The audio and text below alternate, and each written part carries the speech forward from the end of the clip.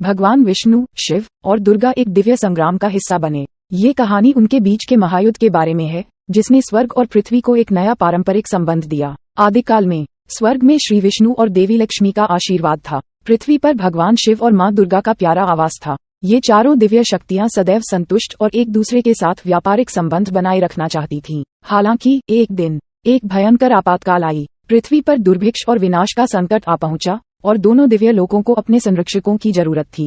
इस परमाणु महायुद्ध की आग में आपसी सहमति नहीं थी और इसलिए एक महायुद्ध का आयोजन करने का निर्णय लिया गया। ब्रह्मा जी, जो देवों के मुख्य पुरोहित थे, ने इस महायुद्ध का आयोजन किया और स्वर्ग के अधिपति इंद्र और पृथ्वी के राजा महाराज परीक्षित इसके मेजबान बने।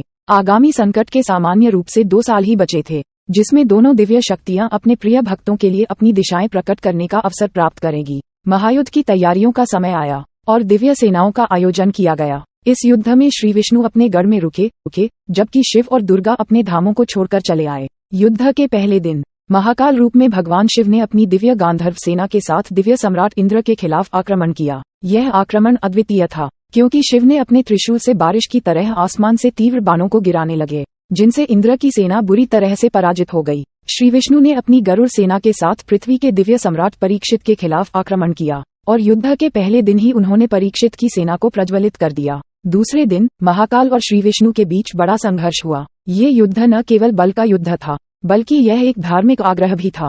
शिव के त्रिशूल और विष्णु के सुदर्शन चक्र के बीच दिव्य आक्रमण का दृश्य देवों और मानवों के लिए अद्वितीय था। तीसरे दिन देवी दुर्गा अपनी दिव्य सेना के साथ युद्धभूमि पर पहुंची। उनकी दिव्य प्रकार से चमकती हुई तलवारें और अस्त्र शस्त्रों की चमक सभी को हैरान कर दी। अगले 3 दिनों तक ये तीनों दिव्य शक्तियां अपने सेनाओं के साथ एक बड़े महायुद्ध का सामना करती रहीं।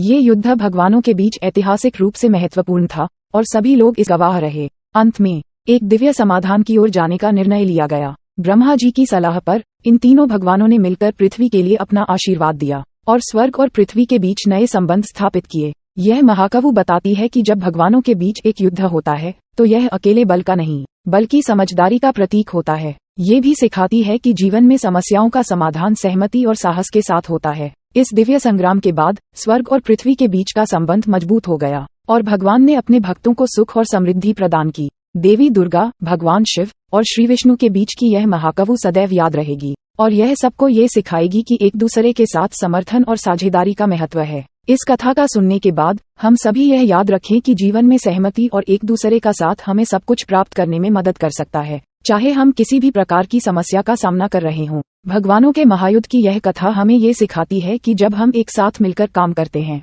तो हम किसी भी समस्या को पार कर सकते हैं और सफलता प्राप्त कर सकते हैं।